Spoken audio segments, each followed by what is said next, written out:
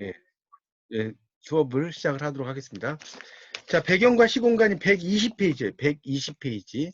페이지 120페이지에서 되도록이면 제가 핵심적인 것만 빨리빨리 진도를 나갈게요. 페이지 120쪽에 나오는 배경과 시공간이라는 부분을 설명을 드리도록 하겠습니다. 일단 배경이라고 하는 것은, 배경은 아까도 말씀드렸죠. 시간적 배경과 공간적인 배경이 있어요. 그래서 이제 우리가 시간적인 배경이라고 하는 것은 필기를 좀 하세요. 120페이지. 이거는 일종의 구체적인 시간이죠. 구체적인 시간. 그걸 가리킨다고 볼 수가 있겠고요. 그 다음에 이제 우리가 말하는 이제 공간적 배경, 시간적 배경이 있으면 공간적 배경이 있겠죠. 요 공간적 배경은 물리적인 공간이라고 보시면 됩니다. 물리적인 공간. 물리적인 공간. 반드시 이런 이게 있어야 된다는 거죠. 뭐 1968년 이런 시간, 뭐 봄, 뭐 또는 뭐 어디 장터, 뭐 이런 식으로 이제 이야기가 되겠죠. 시간적 공간과 공간적인 공간이 상당히 이제 배경과 공간적 배경이 중요하다. 그래서 이제 배경을 이야기한 겁니다. 그리고 이제 배경은 영어로 세팅이라고 그래요. 세팅. SETTING인데 참고로 설명드릴게요. 그러면 백그라운드는 배경 아닙니까? 이렇게 이제 질문하실 수 있어요, 여러분이. 근데 어떤 차이가 있냐면 이거는 배경이에요. 그러니까 소설의 배경을 세팅이라고 하는 것이고, 요 백그라운드는 배경이에요, 배경. 아, 그 사람이 백그라운드가 좋아, 백이 좋아. 우리 흔히 백이 좋아 이런 말 많이 들어보셨죠? 집이 막 너무 좋다는 거예요. 막 부모님이 의사고 뭐 이런 거 있지 않습니까? 그럴 때 쓰는 것을 백그라운드라고 이야기하는 겁니다. 그렇게 이해하시면 됩니다. 그러니까 우리가 그 소설에서의 배경은 백그라운드란 말을 쓰지 않아요. 그냥 세팅이라고 하는 것이고, 뭡니까? 우리가 일반적으로 그 사람 백이 좋아 라고 할 때 그 백은 백그라운드다. 뭐 상식으로 알아두세요. 그래서 이 세팅이라는 것이 중요하다. 그래서 자, 여기서 중요한 게 뭐냐면, 자, 120쪽입니다. 거기서 쭉 내려가면 배경 세팅이라고 부른다. 그 밑에 좀 밑줄 좀 칠까요? 배경은 인물에게 시간적, 공간적 세계를 부여해주는 소설의 요소이다. 좀 더 밑줄. 여기에 물질적 배경뿐 아니라 시간적 요소, 장소, 등장인물의 생활상, 시대적 배경, 사회적, 종교적, 심리적, 도덕적 배경까지도 포함한다. 거기까지 밑줄 쫙 쳐놓으세요.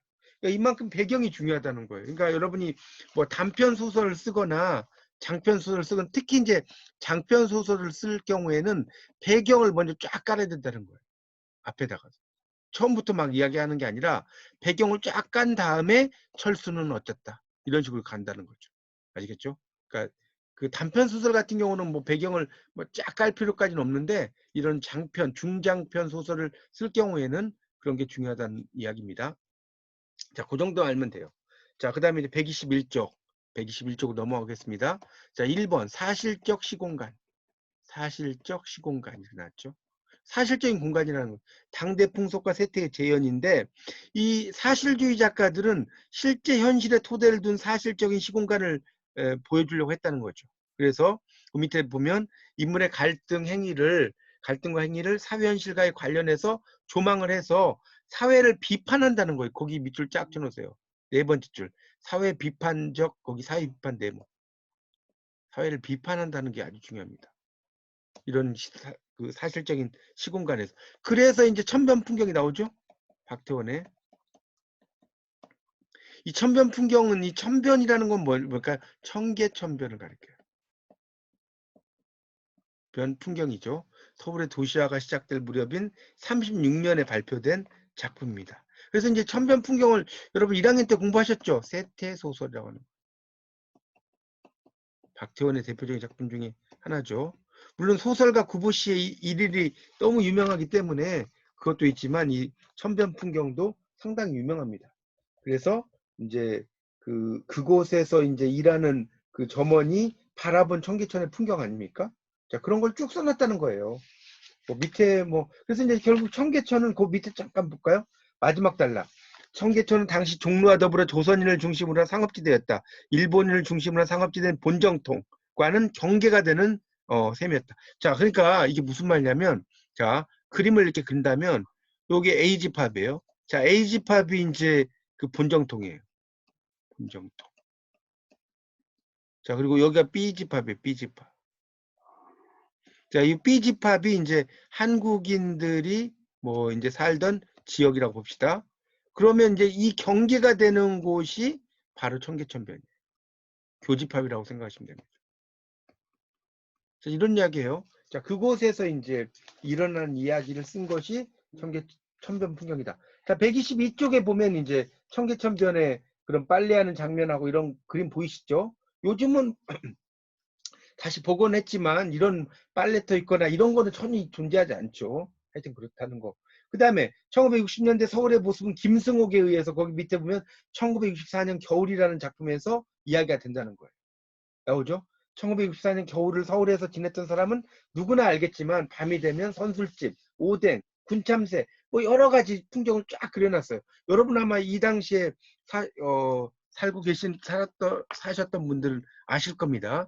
이 당시에 상황이 이렇다는 것을 그렇게 좀 정리를 하시면 될 것 같습니다. 그래서 이제 이런 서두를 통해서 이런 실제하는 1964년 서울에 실제했던 시공간을 제시를 한다는 거죠. 그렇죠? 그렇게 이제 볼 수가 있다는 겁니다. 그 다음에 이제 어느 선술집이죠. 어느 선술집이라는 공간이죠. 어느 선술집. 허구적인 공간으로 이야기를 한다는 거죠. 그러니까 이 어느 선술집은 뭐 실제로 존재했다는 게 아니라 작가가 이제 생각해 놓은 어느 선술집인 거예요. 거기에서 이제 그 김과 나와 안이 만나서 이야기하는 거니까. 이거는 이제 작가가 생각해 놓은 공간이라는 뜻으로 이해하시면 될 것 같습니다. 예, 그리고 넘어가겠습니다. 자, 그 다음에 문제적 시공간 123쪽 사회 역사적 의미와 비판입니다. 그러니까 이런 문제적인 시공간들도 상당히 중요하다는 거죠. 문제적인 사건 이런 것들이 이제 있다는 거죠. 그런 것을 그러니까 이 작가는 문제의식이 있어야 돼요. 문제의식을 가져야죠. 그래야지 소설 쓰는 거죠. 자, 문제의식을 가지려면 문제적 시공간도 있어야 된다. 그렇게 이제 볼 수가 있겠습니다. 자, 그래서 이제 그런 것을 이야기하는 거예요. 자, 그러니까 이 문제적 시공간은 뭐냐? 특수한 어떤 시공간 또는 문제적 시공간. 자, 이런 것을 배경으로 설정을 해요. 배경으로 설정. 자, 이렇게 해놓으면 이제 갈등이 막 나온다는 거죠. 예를 들면 거기 나오죠. 123쪽에 그 문제 시공간 두 번째 단락 김동인의 대수양, 이광수의 단종회사 이런 게 조선 4대 임금, 한글 창제, 세종대왕 이렇게 나온다는 거죠. 그리고 세종, 문종, 단종, 세조의 비극적인 역사, 개유정난 뭐 이런 것들을 막 이야기를 하고 있다는 거예요. 단종회사는 뭐 너무 잘 아시는 이야기 아닙니까? 뭐 이런 것들을 통해서 그런 문제적인 상황을 이야기하고 이제 그런 걸 통해서 작가의 생각들이 그 속에 막 들어가는 거죠. 단종회사라든가 이런 것들이 그런 대표적인 예라고 볼 수가 있겠습니다. 이제 이런 거 말고도 그 뒤에 넘기면 124쪽에 보세요. 124쪽으로 넘기시면 거기 나오죠. 두 번째 줄에 1930년대 조선 농촌 거기 밑줄 치세요. 1930년대 조선 농촌도 핍박이다. 그리고 이제 그 밑에 쭉 내려가면 농민소설 나오죠. 농민소설 해가지고 이광수의 흙, 시문의 상록수, 이기영의 고향 이런 것들이 이제 대표적인 농촌 농민소설 아닙니까? 농촌 계몽운동. 농촌 계몽. 거기 동그라미 쳐놓으세요. 위에서 한 7째 줄에 나오죠. 이게 분하로드의 운동에 영향을 받았다고 그랬죠. 분하로드. 민중 속으로. 영향을 받았다는 거고요. 그 다음에 이제 이호석의 메밀꽃 필 무렵이 나오는데 그 이호석의 메밀꽃 필 무렵은 이제 여러분이 나중에 좀 배우시겠지만 이런 걸 이제 현실을 비켜선 서정이라고 그래요. 현실을 비켜선 서정. 그러니까 우리는 정말 이렇게 핍박을 받으면서 살고 있는데 어떻게 이렇게 서정적인 이야기만 하고 있느냐. 이렇게 해서 비판적으로 또 이야기 생각하는 비평가들도 많습니다. 그거를 이제 전문 용어로 현실을 비켜선 서정이라고 이야기합니다. 그 다음에 이제 그 밑에 그 뭡니까 3번의 가상의 시공간에서 하나 둘 셋 네 줄 올라가 보세요. 네 줄 올라가면 거기 네 줄 올라가서 보세요. 머나먼 송바강, 하얀 전쟁, 무기의 그늘, 황색인 여기다 4개 밑줄 쳐놓으세요. 이게 뭐야? 베트남전에 대한 작가의 문제의식 거기다 밑줄. 베트남전에 대한 문제의식이라는 거예요. 이런 작품들이 이렇게 있다는 거예요. 특히 이제 하얀 전쟁 같은 경우는 하얀 전쟁 안정희의 작품이죠. 참전 거기다 써놓으세요. 군인 후유증의 이야기. 후유증. 우리 고엽제란 말 들어보셨을 거예요. 전쟁이 끝나고 나서 이제 후유증. 그래서 이제 월남과 서울을 이제 왔다 갔다 하는 이야기고 125쪽을 보세요. 125쪽에 보면 이제 역사 이야기들도 막 나온다는 거예요. 역사 소설 이런 것들도 막 나오고요. 그래서 이제 그 뭡니까 125쪽의 그 세 번째 단락에 보면 역사적 사실을 다른 것으로 가정하면 여기 지금이 전혀 다른 시공간으로 간다 이런 말 나오죠. 그래서 이제 복거일에 이제 이야기가 또 나오는데 이 복거일에 이제 장편 소설 비명을 찾아서 경성 쇼우와 62년 이런 것들이 이제 어떤 대체 역사 소설이라는 거죠. 대체 역사.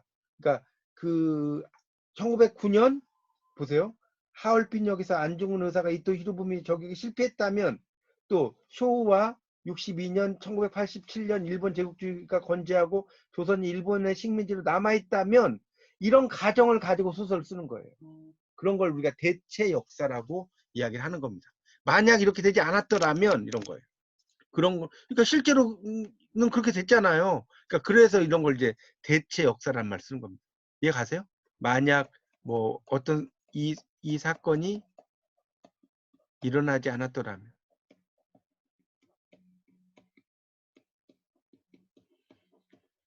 자, 이렇게 이해하시면 될 것 같습니다. 그런 내용으로 이제 쓰고 있다.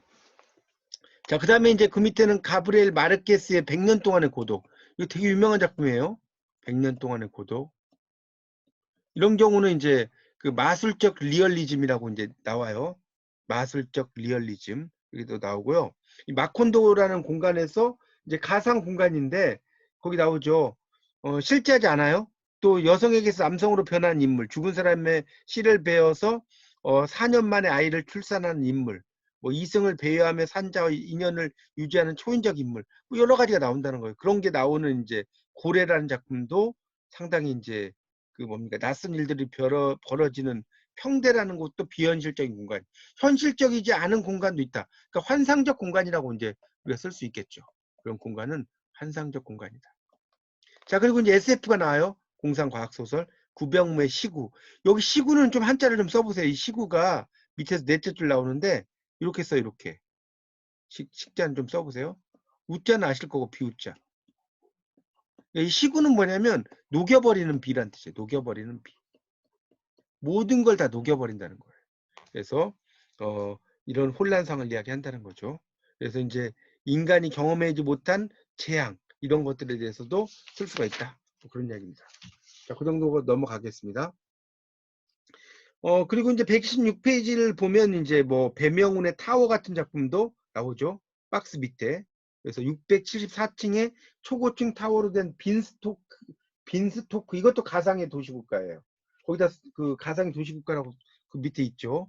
자, 이걸 통해서 이야기하는 겁니다. 여기서는 50층 이하로 내려가면 저소공포증이 일어나요. 저소공포증. 우리는 저소공포증이라는 말 없잖아, 별로. 이 건물 자체가 674층이니까. 여러분 생각해보세요. 674층이면 거의 산소통 메고 있어야 돼요. 그만큼 상당히 높은 곳이죠. 실제로 이런 674층이 있겠어요? 존재하기 힘들죠. 그래서 이제 저소공포증 이야기도 나오는 내용입니다. 자, 127쪽에 이야기의 공간과 공간성이라고 하는 게 나왔는데 공간이라는 게 스페이스잖아요. 그 공간 속에서 이제 소설의 공간은 당연히 그러니까 거기서 좀 필기를 좀 할게. 소설의 공간은 그런 그 127쪽에다 좀 쓰세요. 공간은 뭐냐? 소설의 인물만이 존재하는 허구적 공간이다. 실제 공간이 아니라는 거죠. 자, 이게 이제 그 소설의 공간이다. 이렇게 필기하세요. 소설의 그 인물만이 존재하는 허구적 공간이다. 이렇게 이해하시면 됩니다.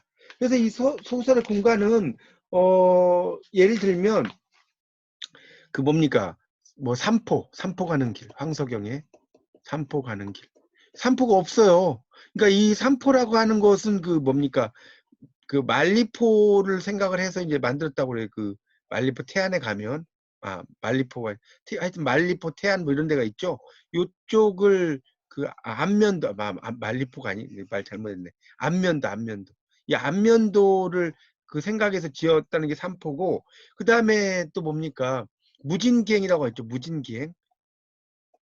김승옥 작가의 이 무진기행의 무진도 뭐냐, 전라남도 순천의 갈대밭이 유명하지 않습니까? 이걸 생각해서 만든 거예요. 무진이라든가 이 삼포라는 게. 이해가시죠? 안면도나 순천.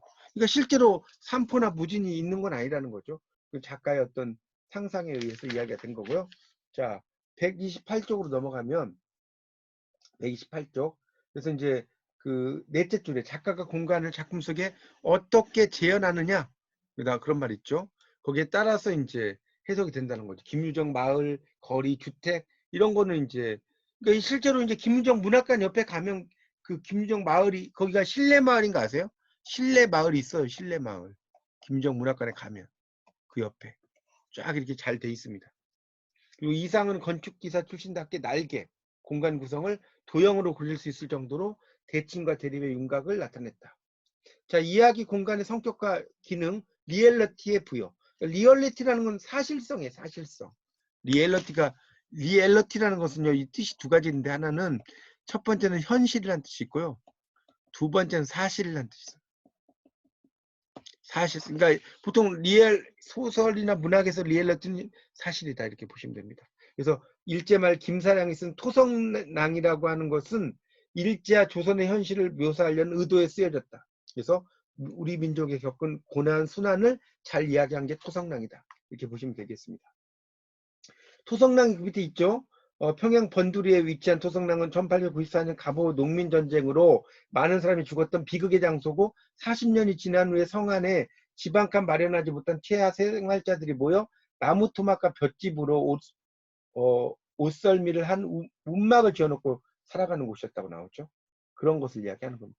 그 박스에 보면 129쪽에 이야기가 나와요. 거기 이제 토막이라는 것은 세 번째 줄 나오는데, 토막 박스에 이게 뭐냐면 흙으로 지은 움막이에요. 흙으로 지은 움막. 이게 뭡니까? 유치진의 그 소설 희곡 중에 토막 있잖아요. 유치진의 흙으로 된 움막을 이야기하는 겁니다. 이제 그런 것들을 통해서 이제 일제와의 횡포 이런 것을 이야기한다는 것이고요. 분위기 형성 129쪽. 아까도 이제 말씀드렸지만 김승옥의 이제 무진기행 같은 경우 이 분위기 형성에서 보면 이 김승옥의 작가의 무진기행, 지금도 살아 계세요. 근데 이제 이분이 말이 이제 실어증처럼 말을 못 하세요. 살아는 계신데, 그래서 이 무진기행에서 이제 안개가 자욱한 그런 모습을 이제 그 쫙 이야기를 하고 있거든요. 그래서 이제 이 무진이라는 소읍에서 이제 이야기가 쭉 되고 있습니다. 그래서 이 주인공의 무기력함, 그러니까 이게 안개가 쫙 끼었다는 건 뭐냐면 주인공의, 거기다 필기 좀 하세요. 주인공의 무기력함 또는 애매한 삶의 문제, 애매한 삶의 문제, 이런 것들을 이제 쭉 다루고 있어요. 김승옥 작가의 그런 그 작품에 보면 무진기행에 그런 걸 알아두시면 좋겠습니다. 그래서 이제 그런 내용이 그 130페이지, 131페이지에 쭉 나와요. 특히 이제 130페이지에 보면 이 무진기행의 특히 이제 그런 서경적인 묘사가 기가 막힌데요. 거기 130쪽을 보세요. 130쪽. 그걸 보면 거기 두 번째 줄 거기서부터 이렇게 표시해 보세요. 아침에부터. 아침에부터. 그 다음에 이제 그 밑에 보면 입긴과 같았다. 입긴과 같았다. 거기까지 표시해 보세요. 묘사가 기가 막히죠. 그래서 여기 보면 아침에 잠자리에서 일어나 밖으로 나오면 밤사이에 진주해온 적군들처럼 안개가 무진을 삥 둘러싸고 있다. 무진을 둘러싸고 있는 산들도 안개에 의하여 보이지 않는 먼 곳으로 유배당해버리고 없었다. 안개는 마치 이승에 한이 있어 매일 밤 찾아오는 여기가 뿜어내는 그 입김과 같았다. 이 표현 한번 보세요. 보통 실력이 아니죠. 자, 그 다음에 이상의 날개에서도 보면 주인공이 기거하는 공간. 이분이 건축가 출신이잖아요. 건축사니까. 건축가 나온 분이라서 그런 걸 잘 써놨다는 거죠. 그 상황. 33번지라는 것이 구조가 유곽이라는 느낌이 없지 않다. 한 번지에 18가구가 어깨를 맞대고 늘어서서 창호가 똑같고 아궁이 모양이 똑같다. 게다가 각 가구에 사는 사람들이 송이송이 꽃과 같이 젊다. 하면서 쭉 이야기를 하거든요. 자, 이런 것들이 이제 또 이상의 이 건축가 출신답게 묘사를 했다는 거겠죠. 그런 내용으로 획일적인 어떤 모습 이야기했다는 거죠. 자, 비유적인 성격. 자, 이거는 131쪽입니다. 자, 131쪽에 가보시면 이제 비유적인 성격이 나오는데, 염상섭의 이제 염상섭이란 작가의 뭐죠? 표본실의 청개구리.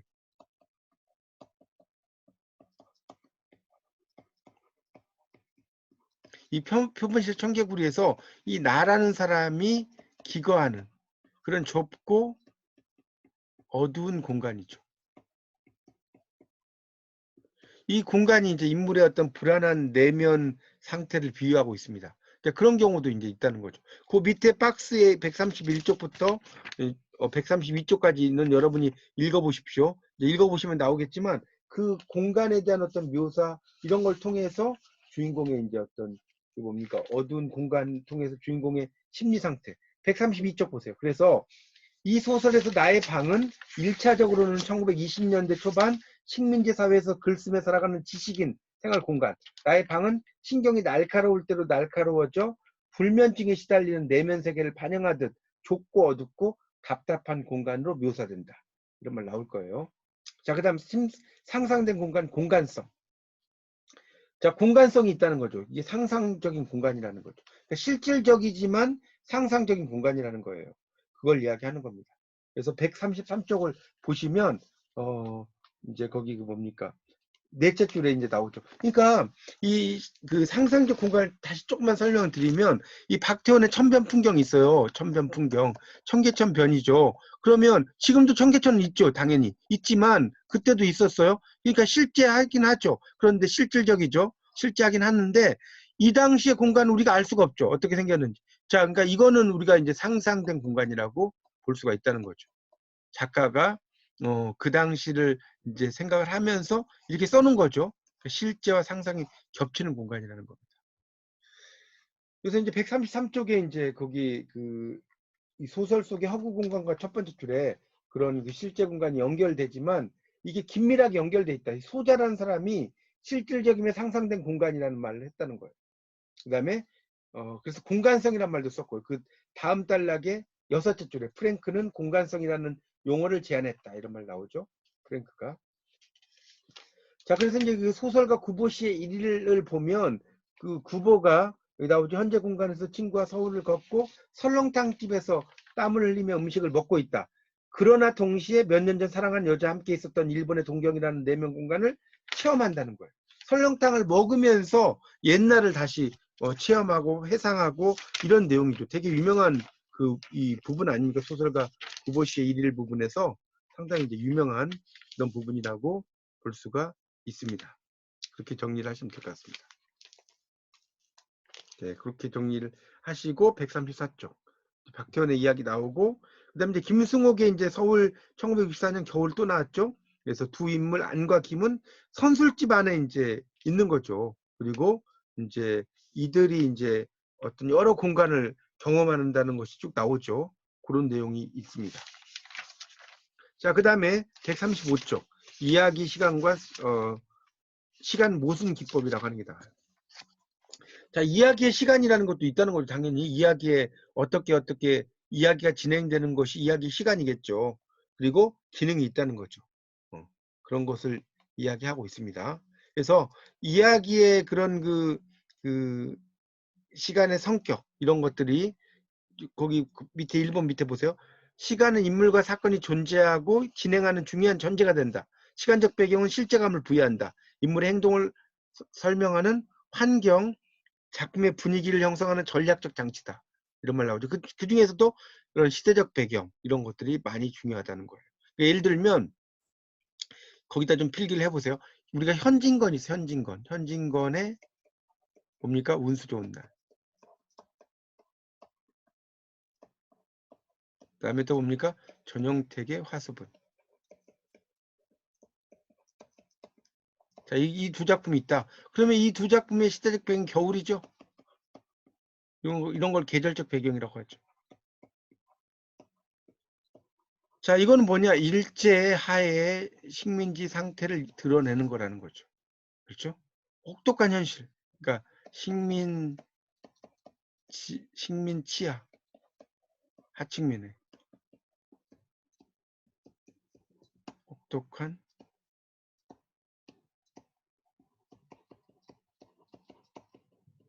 현실 비판하고 있다. 이렇게 이해하셔도 되겠습니다. 그런 어떤 혹독한 현실을 이렇게 운수 좋은 날 화수분 다 보면 겨울의 계절이 그렇다는 겁니다. 그런 내용으로 이해하시면 되겠습니다. 자, 거기 이제 136쪽을 보세요. 그래서 이제 첫째 줄 제가 말씀드린 거 나오죠. 현진건의 운수 좋은 날, 김첨지가 운이 좋았던 날은 겨울이었다. 월담한 비가 내리는 겨울이었다. 이런 말 나오죠. 그 다음에 화수분도 보세요. 한겨울이라는 계절이 나오죠. 가슴 아픈 이야기가. 아이를 사이에 둔 채 부인과 껴안고 죽은 아픈 이야기. 그 다음에 이제 황석영 소설 아까 이야기했죠. 산포 가는 길 배경 겨울이에요. 이것도. 산포라는 공간의 의미. 급격한 산업화로 보금자리를 떠날 수밖에 없는 이들의 정신적 고향 상실. 이런 것들이 있습니다. 그 밑에 거 이제는 좀 건너뛰고 장마 같은 경우도 이제 고통스러운 체험을 이야기하고 있다는 것도 이건 저번에 한번 설명드렸죠. 장마에 대한 이야기는. 그래서 그런 그 한국 전쟁에 대한 은유라고 장마를 이야기했습니다. 그리고 남북이 대치된 상황을 드러내는 거다 이야기를 했었습니다. 자, 137쪽으로 가보겠습니다. 137쪽 거기 박스 바로 밑에 137쪽에 자, 거기 넷째 줄 볼게요. 이 소설에서 거기 밑줄 주세요. 이 소설에서 볼 때 장마는 세 가지 의미를 갖는다. 하나 동그라미. 어린 시절에 겪은 실제 장마 그 자체 밑줄. 그 다음에 두 줄 내려가서 소설의 내적 맥락에서는 또 밑줄. 장마가 빨치산인 삼촌이 몰래 다녀간 뒤 생사를 알 길 없는 가족들의 답답한 상태. 자, 이게 2번이에요. 2번. 소설의 거기서부터. 자, 그 다음에 이제 장마는 영원히 끝나지 않는 것처럼 지속되는 한국전쟁에 대한 은유이다. 여기 3번이에요. 3번. 자, 그래서 장마가 이렇게 세 가지 뜻이 있다는 거예요. 실제 장마, 앞에 안 보이는 거, 전쟁. 자, 시간의 방향과 지속, 세 개의 변화라고 나왔는데 이 스토리 라인이라고 하는 것은 쭉 이야기가 이어지는 거죠. 자, 그래서 이제 넘어가서 보세요. 138쪽. 138쪽에 보면 쭉 이어져요. 근데 이제 이 이야기는 기억과 기대라고 하는 게 있다는 거예요. 기억과 기대라는 게 있어요. 그러니까 기억이라는 것은 과거를 의미하는 것이고 기대라는 것은 뭐겠어요? 미래를 의미하는 거죠. 그렇죠? 138쪽에 첫째 줄 나오죠? 미래에 대한 기대. 자, 그 다음에 그 다음 단락의 둘째 줄에 전사. 전사라는 건 이전의 역사란 뜻이에요. 전사란 말 있죠? 전사에서 찾는 것이다 이렇게 나오잖아요. 앞의 역사, 앞의 이야기. 이거를 전사라고 이야기하는 겁니다. 그러니까 예를 들어서 처음에 오디푸스 왕에서 오디푸스 왕이 나타나요. 오디푸스. 나타나는데 갑자기 기근이 들고 막 그래요. 이게 이제 현재 왜 이런 일이 생기지? 라고 생각을 해보니까 자신이 아버지를 죽이고 어머니와 결혼했어요. 그러니까 좀 뭐랄까 천벌을 받는다 할까요? 그런 이야기가 뒤에 나온단 말이에요. 그런 걸 전사라고 이야기하는 겁니다. 그렇게 이해하시면 되겠습니다. 그 다음에 이제 138쪽이 세 번째 날 김성환의 5분간 이런 건 다 시간의 이야기겠죠. 5분 동안의 일이니까. 소설가 구보시 1일 하루 동안의 이야기겠죠. 뭐 박영준의 그 밑에 단락에 거기 한 5째 줄에 1년 뭐 100년 동안의 고독 이런 식으로 이제 시간의 개념도 드러내고 있다. 이 정도 이해하시면 되겠습니다. 자, 139쪽 시간 모순이라고 합니다. 시간 모순. 자, 우리가 시간 과거 현재 미래처럼 이렇게만 쫙 흘러가면 좋겠지만 그렇게만 가진 않는다는 거예요. 시간이라는 것은 과거 현재 미래 이런 것으로만 가진 않는다. 그래서 시간 모순이라고 하는 게 있다는 거예요. 시간 모순. 지금 139쪽 보고 있습니다. 시간 모순. 자, 이건 스토리의 시간과 담화의 시간이 있다는 거예요. 그러니까 이야기 속에서의 어떤 시간이 쭉 이야기가 되는데 선조성이라는 말을 저번에 한번 설명드렸죠. 거기 그 139쪽에 한 6째 줄 정도. 이거 선조성, 먼저 선자에다가 이 조라고 그랬죠. 조목할 때 조자. 성이라고 그랬죠. 자, 그러니까 앞에 이야기가 쭉 이어져 가는 그 내용을 선조성이라고 이야기한다고 그랬어요. 그래서 그 두 번째 단락에 보면 스토리의 시간과 서사 담화의 시간은 차이를 가지는데 두 개의 시간 구조다. 두 개의 시간 구조고요. 자, 그 다음에 거기 밑줄 좀 쳐놓으세요. 스토리의 시간이 실제 시간의 추이에 따라 일어나는 사건이라면 담화의 시간은 그 사건이 작품 내의 논리에 따라서 재배열된 시간이다. 자, 밑줄 치세요. 스토리의 시간이 실제 시간의 추이. 추이라는 것은 흐름이라고 보시면 됩니다. 추이가 뭔지 모르겠다 하면 흐름에 따라 일어나는 사건이고, 담화의 시간은 작품 내 논리에 따라 재배열된다는 거예요. 자, 넘겨보세요. 그래서 이제 주네트가 나오는 겁니다. 제랄드 주네트가 140페이지 넘겨보십니다. 140페이지 펴보세요. 거기 보면 이제 제라드 주네트가 나오는데, 스토리의 시간과 서사 담화의 시간 사이에 발생하는 불일치를 배열, 지속, 빈도의 차원으로 나눈다. 나왔죠? 배열, 지속, 빈도. 빈도란 건 횟수겠죠. 그런 걸 이야기하는 겁니다. 그래서 담화의 시간과 실제 스토리의 시간이 순서가 같지 않다. 맞죠? 실제 스토리는 과거, 현재, 미래로만 나오는 게 아니에요. 현재에서 미래로, 과거로 갔다가 다시 현재로 올 수도 있단 말이에요. 그런 이야기죠. 실제 스토리는 다르고, 또 여러분이 뭐 소설을 쓰실 때 한 사람이 아침부터 저녁까지 24시간을 다 처음부터 끝까지 쓰진 않죠. 중요한 것만 쓰잖아요. 그렇죠? 그러니까 이런 그 시간의 흐름 같은 거는, 뭐 여러분 소설이나 드라마 같은 거 봐보세요. 막 어떤 애가 이제 어린 시절을 겪었어요. 어린 시절을 겪었어요. 이제 그 다음 해에 딱 가니까 20년 후. 그럼 이제 20년이 그냥 1초도 안 돼서 지나가 버리는 거예요. 그리고 20년 후가 나오는 거예요. 그러니까 이게 좀 다른 것들이 있다는 거죠. 그래서 자, 좀 내려가다 보면 140페이지 밑에서 일곱째 줄 올라와 보세요. 일곱째 줄 올라오면 실제 스토리 시간과 담화의 시간이 일치하지 않는 현상을 시간 모순이라고 한다. 밑줄 쫙 쳐놓으세요. 이걸 시간 모순이라고 한다. 시간 모순이라고 한다. 시간 모순. 당연히 모순이죠. 그걸 이야기하고 있습니다. 그러니까 시간의 그 순서의 배열이 같지 않은 경우가 시간 배열 모순이다. 141쪽에 첫째 줄 나와요. 시간 배열의 모순이다. 자, 그 다음에 여기서 또 하나 이제 중요한 게, 앞으로 일어날 일을 미리 제시해주는 예시 혹은 사전 제시. 그 다음에 과거에 일어난 일을 현재 알려주는 제시, 소급 제시. 이거 정말 중요합니다. 이거. 거기 그 141쪽에 둘째 줄에 밑줄 치세요. 앞으로부터 쭉 가서 사전 제시까지. 자, 여기다 1번이라고 쓰시고, 과거에부터 쭉 가서 소급 제시, 이게 2번이에요. 자, 그러니까 앞으로 일어날 일을 미리 알려주는 예시, 과거 일어난 일을 현재 알려주는 거 소급 제시다는 거. 그래서 이제 보면 그 지금 밑에 A번하고 B번이 있는데, A번은 김유점의 봉범이라는 작품이고 B번 현진건의 빈처예요.